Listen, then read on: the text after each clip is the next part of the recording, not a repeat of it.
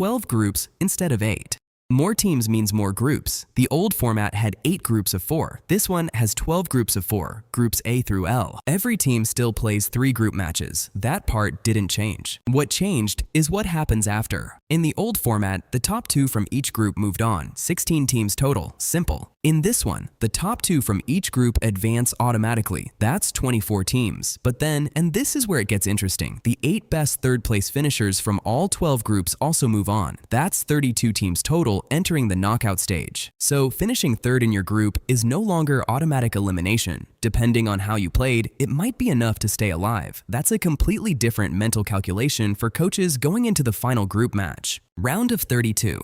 The knockout stage used to start at the round of 16, not anymore. This World Cup introduced a round of 32, an entirely new elimination round that didn't exist before 2026. 32 teams go in, 16 come out. That means teams that go far in this tournament will play 8 matches to win it. Previously, it was 7, one extra game at the highest level, with nothing but elimination on the line. Players and coaches have talked about how physically demanding that is. The World Cup already runs 39 days, 6 days longer than 2022. Every extra match is a chance to get injured, to run out of gas, to lose your best player. Squad depth now matters more than it ever did. Hydration breaks. You've probably noticed the game stopping at strange moments. Players jogging to the sideline, grabbing water, coaches whispering last-minute instructions. That's not a technical issue. That's a new rule. For the first time in World Cup history, every single match has mandatory 3-minute hydration breaks. One in the first half around the 22-minute mark. One in the second half around minute 67, regardless of temperature, regardless of whether either team wants the pause. In previous World Cups, these breaks only happened when it was dangerously hot. Now, they happen in every game, always. Some people think it kills the momentum of the match. Others point out that teams are playing across the United States in summer, cities like Miami, Houston, and Dallas, where the heat and humidity are genuinely dangerous for professional athletes running at full intensity. Either way, those 3 minutes change games. Coaches use them to reset tactics mid-match in a way that was never available before. Expanded VAR.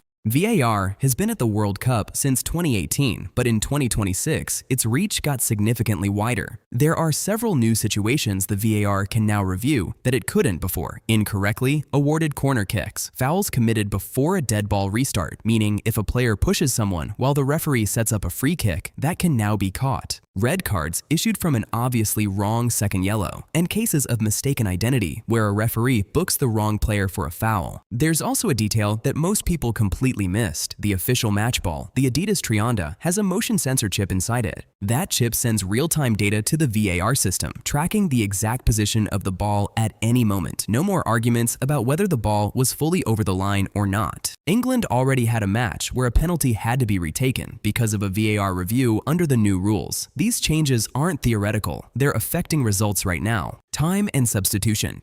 If a referee thinks a throw-in or goal kick is being deliberately delayed, they can start a 5-second visual countdown. If the player doesn't put the ball back in play before it hits 0, the other team gets a corner kick. That's an extreme punishment for something that used to cost nothing. Substitutions now have a 10-second timer. Once the board goes up, the player coming off has 10 seconds to leave the pitch. If they don't make it, the substitute cannot enter until the next natural stoppage at least 1 minute later. So the slow walk toward the tunnel that used to run down the clock, that's now a liability. There's also a rule for injured players. If a referee stops play to deal with an injury, that player has to leave the field and stay out for at least 1 full minute after play resumes. The idea is to stop players from going down strategically to kill time when their team has the lead. Red card for covering your mouth. This one is new, and a lot of people don't know it exists yet. If a player covers their mouth with their hand, arm, or shirt while confronting an opponent specifically in a way that suggests they're saying something they don't want the referee to hear, that's now an automatic red card. The rule came directly from an incident in the Champions League earlier this year involving Vinicius Jr. and an opposing player. The gesture became symbolic of players using physical cover to say things on the pitch without consequences. FIFA decided to address it directly. A red card means ejection from the match and a suspension for the next game. In a knockout stage where every player on the field matters, one bad moment of instinct could end your team's tournament. So, when you're watching a match and you see a team that finished third somehow still playing, that's not a mistake. mistake. When the game stops at a random moment for players to grab water, that's intentional. When a substitute takes too long to leave and the coach loses his mind on the sideline, now you know why. The 2026 World Cup didn't just get bigger, it got a completely different set of rules that most fans watching it right now don't fully understand. Now you do.